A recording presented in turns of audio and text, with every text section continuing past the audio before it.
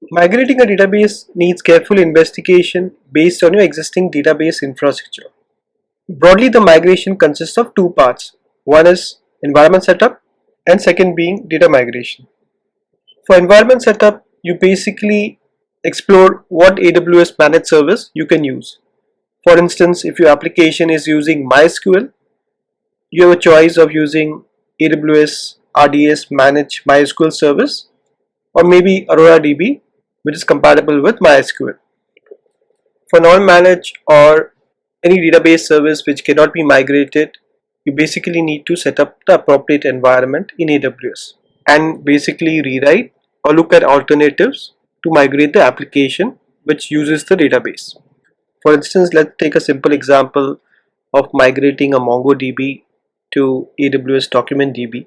And if you have queries like db.object1.insert, the $pressure doesn't work in Amazon Document DB, and you need to replace dot with $prefix to make the queries work.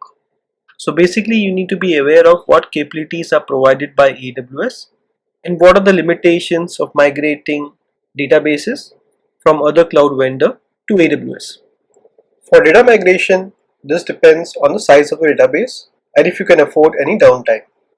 For instance, if your database size is small enough, you could use export and import database tools provided by the database vendor or the cloud vendor.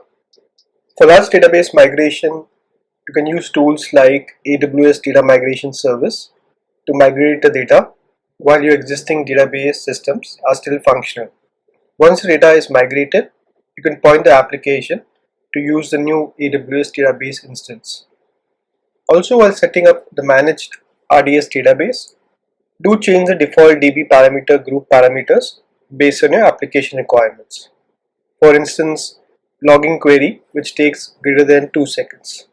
The parameter changes requires a restart, so do plan well in advance to log all the required parameters for any performance and audit requirements. Once the database is up and running, set up the required monitoring alerts like number of active database connections, high CPU usage, and so on to track your application database usage.